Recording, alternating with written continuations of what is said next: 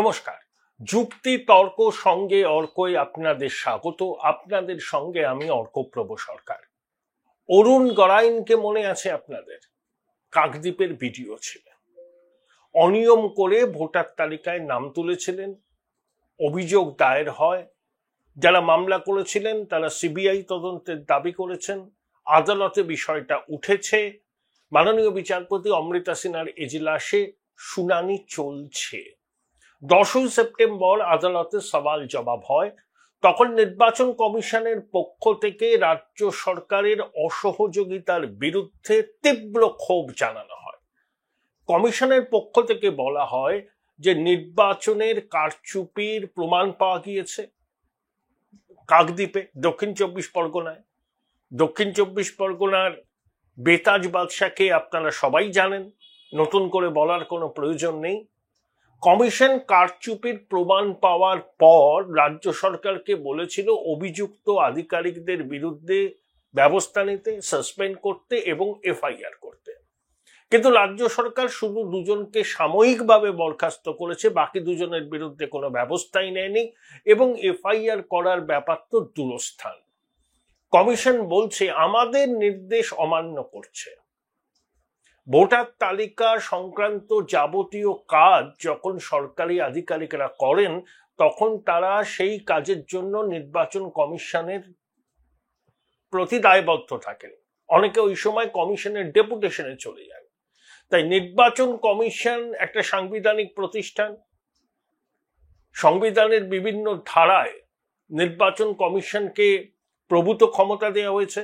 জনপ্রতিনিধিত্ব আইনের অনেকগুলো ধারায় নির্বাচন কমিশনের কি ক্ষমতা সেটা সুনির্দিষ্ট করে দেওয়া হয়েছে। তা সত্ত্বেও রাজ্য সরকার কমিশনের নির্দেশকে বৃদ্ধাঙ্গুষ্ঠ দেখিয়েছে। কমিশন বলছে কাদের প্ররোচনায় এই অভিযুক্ত আধিকারিকদের বিরুদ্ধে যথোপযুক্ত ব্যবস্থা গ্রহণ করা হয়নি। রাজ্য সরকারের কাছে আদালত তাদের বক্তব্য জানতে চায়, এই মর্মে আবেদন করেছে নির্বাচন কমিশন। ঠিক যেমন বারুইপুর পূর্ব এবং ময়নায় আমরা দেখেছিলাম দুজন ইআরও একজন ডেটা এন্ট্রি অপারেটরের বিরুদ্ধে কমিশন ব্যবস্থা নেওয়ার জন্য নির্দেশ দিয়েছিল রাজ্য সরকারকে। রাজ্য সরকার তাদের সাসপেন্ড করেছে, কিন্তু মাননীয় মুখ্য সচিব কমিশনকে জানিয়েছেন যে অভ্যন্তরীণ তদন্ত হচ্ছে, অভ্যন্তরীণ তদন্তের কি রিপোর্ট আসে তারপরে তারা নাকি এফআইআর করবেন কি করবেন না সেই বিষয়ে সিদ্ধান্ত নেবেন। তবে এফআইআর করার বিষয়টা রাজ্য সরকার কিন্তু খারিজ করে দেয়নি। কিন্তু দক্ষিণ চব্বিশ পরগনার ক্ষেত্রে এরকম হলো কেন? কমিশন বলেছে যে সাসপেন্ড করতে হবে চারজনের বিরুদ্ধে এফআইআর করতে হবে, দুজনকে শুধু আংশিকভাবে সাসপেন্ড করা হয়েছে। এটা কি ওই সর্বোচ্চ প্রভাবশালী খাস্তালুক বলে রাজ্য সরকারের এই অনীহা? কিন্তু এতে বিষয়টা থামবে না।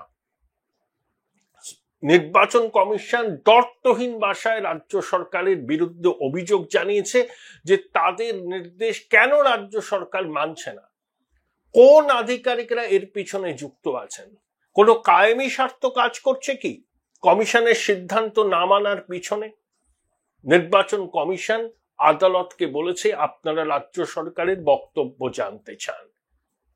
দেখুন, এসআইআর তো হচ্ছে। 10ই সেপ্টেম্বর দিল্লিতে নির্বাচন সদনে সমস্ত রাজ্যের সিইওদের বৈঠক ডেকেছিল কমিশন। সেখানে বিহারের সিইও ব্যাখ্যা করেছেন কিভাবে বিহারে এসআইআর হয়েছে।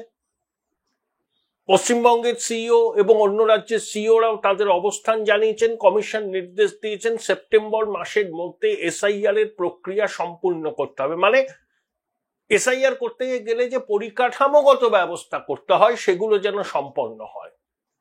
যেমন বিএলওদের নিয়োগ, ইআরওদের নিয়োগ, ম্যাপিং 2002 সালে শেষবারের মতো এসআইআর হয়েছিল, 23 বছর হয়ে গেল। তখনকার ভোটার তালিকা 2024 লোকসভা নির্বাচনের সময় যে ভোটার তালিকা থেকে ভোট হয়েছে, দুটো ভোটার তালিকায় কতজন নতুন এসছেন, 2002 তালিকায় যাদের নাম ছিল 2024 লোকসভা নির্বাচনের সময় যে তালিকা প্রকাশ হয়েছিল তাতে কতজনের নাম আছে, মানে 2002-এর নাম থাকা কতজন ব্যক্তি 2024 সালের ভোটার তালিকাতে তাদের নাম আছে, এটাকে ম্যাপিং বলছে। এই সমস্ত কাজ সেপ্টেম্বরের মধ্যে শেষ করতে বলেছে কমিশন। অর্থাৎ আমার ধারণা কালী পুজোর পরে এসআইআর এর প্রক্রিয়া রাজ্যে শুরু হয়ে যাবে। বিজ্ঞপ্তি জারি হবে হয়তো সেপ্টেম্বরের শেষে বা অক্টোবরের একদম প্রথমে। আমি অনেকদিন আগে থেকে বলছি যে উৎসবের মরশুম শেষ হলে তারপরেই এসআইআর এর প্রক্রিয়া চালু হবে এবং পুরো নভেম্বর মাস ধরে চলবে। ডিসেম্বর মাসে তালিকা প্রকাশ হবে, যাদের নাম বাদ যাবে তারা আবেদন করতে পারবেন। সুপ্রিম কোর্টের নির্দেশ অনুযায়ী আধারকে প্রামাণ্য নথি হিসাবে গ্রহণ করবে নির্বাচন কমিশন, সেই মর্মে বিজ্ঞপ্তি জারি হবে। আধার গ্রহণ করলেও সেই আধারটা সত্যি না জাল আধার কার্ড সেটা বিবেচনা করবে কিন্তু নির্বাচন কমিশন।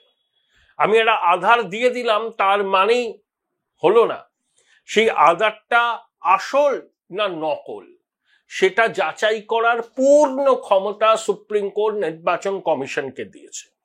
রাজ্যের মুখ্য সচিব দেশের নির্বাচন কমিশনকে কাছে আবেদন করেছেন যেন স্বাস্থ্যসাথী কার্ড এবং রেশন কার্ডকেও প্রামাণ্য নথি হিসাবে নির্বাচন কমিশন গ্রহণ করে পশ্চিমবঙ্গে এসআইআর এর ক্ষেত্রে। নির্বাচন কমিশন বোধহয় সম্ভবত মুখ্য সচিবের এই আর্জিকে পত্র পাঠ নাকচ করে দিয়েছে। ভুয়ো রেশন কার্ড এই রাজ্যের ছড়াছড়ি। একটা সময় রাজ্যের যে জনসংখ্যা তার থেকে বেশি রেশন কার্ড ছিল। সুপ্রিম কোর্ট যখন বলল আধারের সঙ্গে রেশন কার্ডকে যুক্ত করতে হবে তখন রাতারাতি 1 কোটি রেশন কার্ড উধাও হয়ে গেল। মানে 1 কোটি জালি রেশন কার্ড ছিল। এই রেশন কার্ডের মাধ্যমে সরকারি সাহায্য পাওয়া যায়, রেশন পাওয়া যায়। তাহলে ভাবুন যে 1 কোটি রেশন কার্ড যতদিন ছিল ততদিন কি পরিমাণে লুট হয়েছে। খাদ্যচোর বালু, যাকে দিদিমণি বলেছিলেন দ্বিতীয় সবুজ বিপ্লবের জনক, তিনি তো নাটের গুরু। শুধু একা বালু নয়, অনেক অনেক এরকম বালু আছে প্রশাসনের সর্বস্তরে। তাহলে রেশন কার্ড এবং স্বাস্থ্যসাথী কার্ড যেটা প্রামাণ্য নথি হিসাবে গ্রহণ করার আর্জি নির্বাচন কমিশনকে জানিয়েছিলেন রাজ্যের মুখ্য সচিব, সূত্র মারফত জানা যাচ্ছে মুখ্য সচিবের আবেদন পত্র পাঠ খারিজ করে দিয়েছে দেশের নির্বাচন কমিশন।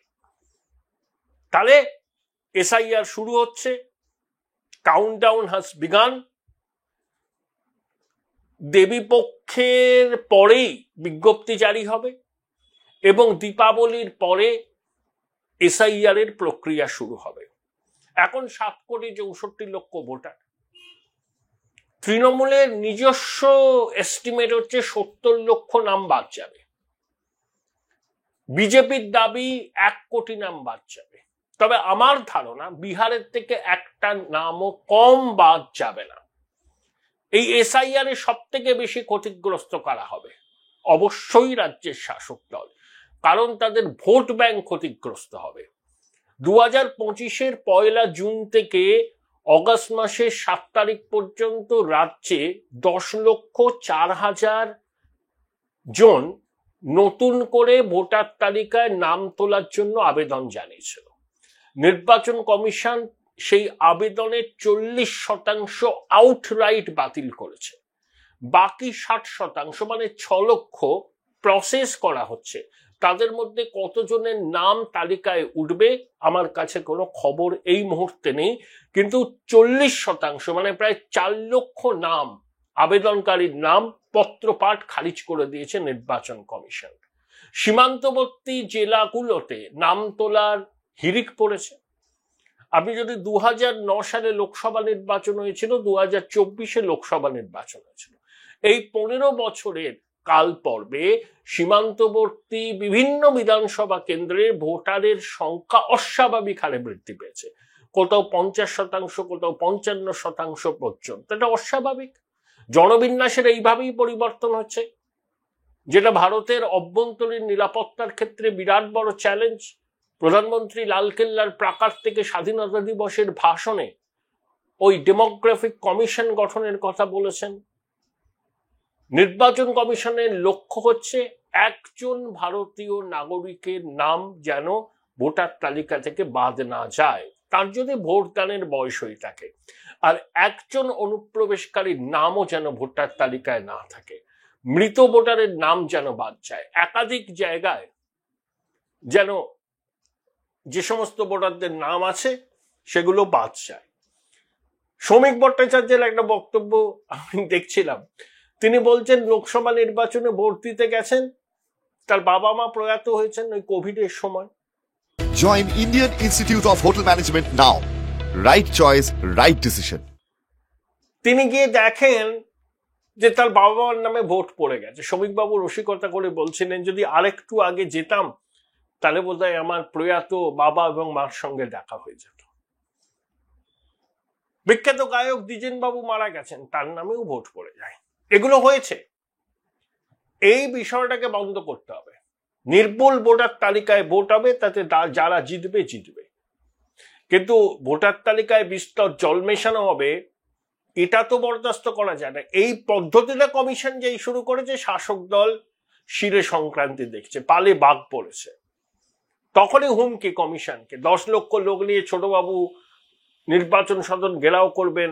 মাননীয়া বলছেন 3 বছর লাগে, 2002 সালে 2 মাস না 3 মাসে হয়েছিল। এখন তো প্রযুক্তির অন্য পর্যায়ে চলে গেছে, এখন 1 মাসেই এই পুরো এসআইআর প্রক্রিয়াটা সম্পাদন করা সম্ভব, এবং রাজ্য সরকারকে তার জন্য কমিশনকে সব রকম সহযোগিতা করতে হবে।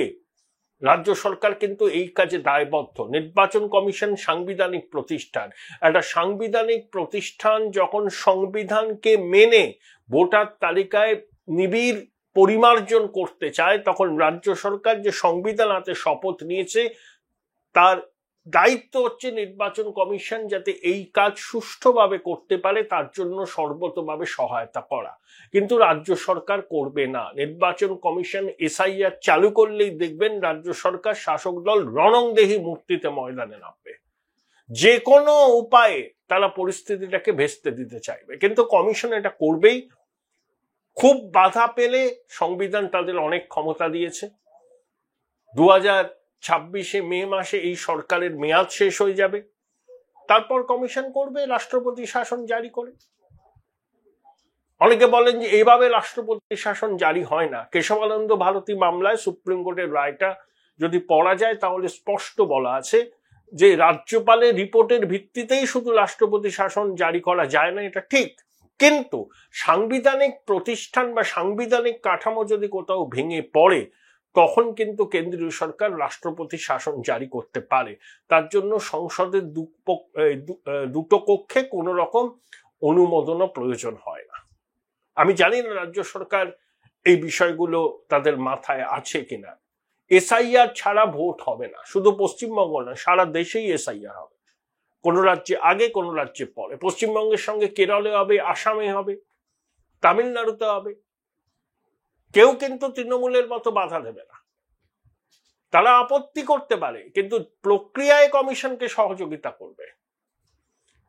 শুভেন্দুবাবুটা অভিযোগ করেছেন যে 80,000 বিএলওর নাম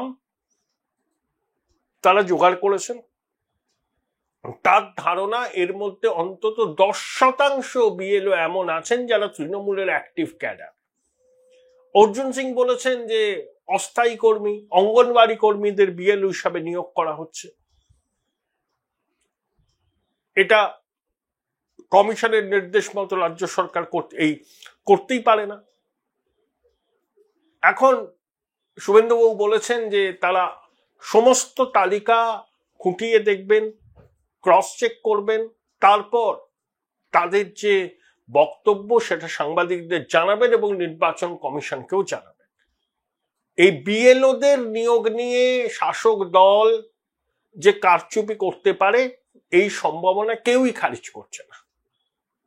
ভোটার তালিকায় নাম তোলার ক্ষেত্রে বিভিন্ন অনুপ্রাণিত বিডিও, সরকারি আধিকারিকদের ভূমিকা আমরা দেখেছি।